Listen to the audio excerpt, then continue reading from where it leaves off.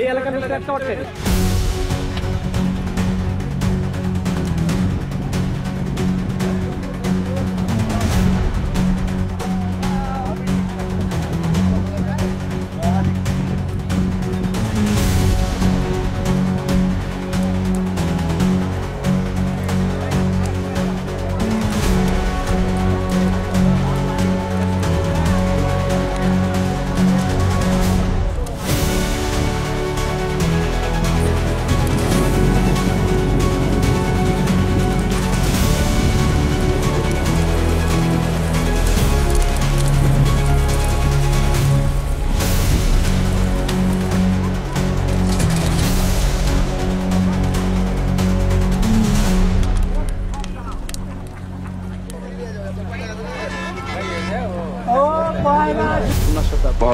এটা মূলত শুরু হয়েছে আমাদের এখানে, যেহেতু এটা মাঝে মাঝেই হয়, এটা আমরা নিউজ পাই যে এখানে বালু উঠাচ্ছে কিংবা মাটি উঠাচ্ছে, যেগুলো অবৈধ বালু মহল থাকে। আমাদের আপনারা জানেন যে 6টা বালু মহল আছে যেগুলো বৈধ, সেগুলোর বাইরেও 2-1টা জায়গা থেকে যেগুলো উঠায় সেগুলোতে আমরা কিছু কিছু সোর্স লাগিয়ে রাখি।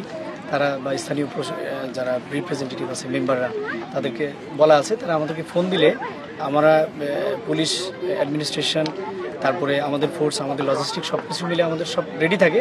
আমরা যেই মুহূর্তেই কল পাই, সেই সোর্সের কল পাওয়ার সাথেই আমরা সেখানে মুভ করি। আজকে যেটা হয়েছে যে সকালবেলা আমি একটা কল পেলাম আমাদের এরকম একটা সোর্স থেকে, পরে সাথে সাথে থানা থেকে বলার পর পুলিশ, আমরা সব লজিস্টিক নিয়ে এখানে এসে, কিন্তু যারা এগুলো তুলতেছিল তাদেরকে পাইনি। আমরা একটা এসকেলেটর মেশিন পেয়েছি, 2টা ট্রাক পেয়েছি। একটা ট্রাক আমরা অলরেডি জব্দ করে অফিসে নিয়ে গেছি। সেই ট্রাকটা কিছুটা ভালো, এই ট্রাকটা একটু খারাপ, এই জন্য আমরা এটা পুড়িয়ে দিলাম আর এসকেলেটর মেশিনটা পুড়িয়ে দিলাম। এগুলোর সাথে যারা জড়িত তাদের বিষয়ে আমরা তথ্য নেওয়ার চেষ্টা করতেছি স্থানীয় লোকজনের কাছ থেকে। আপনারা লক্ষ্য করতেছেন যে এখানে যতগুলি লোক আছে, এরা সাধারণত এই নদী থেকে জেগে ওঠা যে ল্যান্ডটা, এই ল্যান্ডের তারা চাষাবাদ করে তাদের দিন যাপন করে।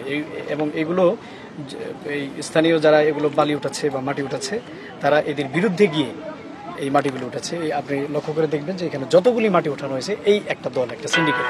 তো আমরা খুব চেষ্টা করছি যে এই দলটাকে ধরার জন্য। তথ্যের ভিত্তিতে এগুলোকে ধরতে পারলে আমরা আরও কঠোর ব্যবস্থা নিব তাদের বিরুদ্ধে। আজকেই অভিযান না, এটা ভুল। এর আগেও আমি অভিযান দিয়েছি, ওখানে একটা অবৈধ বালু মহল থেকে বালু উঠাচ্ছিল, সেখানেও আমি কয়েকটি ড্রেজার মেশিন পুড়িয়েছিলাম। তো এটা চলবে। জেলা প্রশাসক মহোদয় জিরো টলারেন্স, একেবারে জিরো টলারেন্স। যেখানে অবৈধ বালু বা এই মাটি উঠাবে সেখানে আমাদের জিরো টলারেন্স থাকবে। এইখানে যেমন এখানে একটা ব্রিজ আছে, এই ব্রিজটা বিশাল একটা জনগোষ্ঠী কানেক্টেড পোর্ট আছে, এই ব্রিজটাকে রক্ষা করাটা সবচেয়ে বেশি গুরুত্বপূর্ণ দায়িত্ব। এছাড়া আমাদের যে পালসার কথা বললেন, সেখানে আমি অলরেডি 2টা ড্রাইভ দিয়েছিলাম, কিন্তু বিষয়টা হলো যে তারা স্থানীয় পর্যায়ে লোকদের সাথে এমনভাবে যোগসাজশ করে রাখে, যখন আমরা এখান থেকে ড্রাইভে যাই, এই নিউজটা বাতাসের আগে চলে যায় এবং তারা সেভাবে সেখান থেকে তারা লজিস্টিক নিয়ে আবার চলে যায়। এভাবে মানে তাদের সাথে চোর পুলিশ খেলার মতো অবস্থা।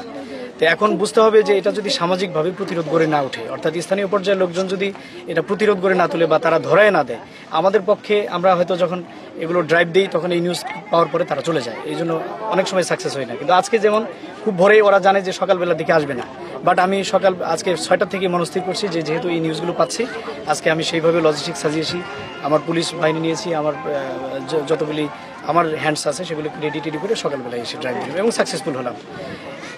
এবং আমার ধারণা যে এই ধরনের কাজ যদি আমরা আরও আপনাদের মাধ্যমে, বিশেষ করে এখানে স্থানীয় পর্যায়ের সোর্সরা যদি সজাগ থাকে, তাহলে এই কাজগুলো আমাদের জন্য সহজ হয়।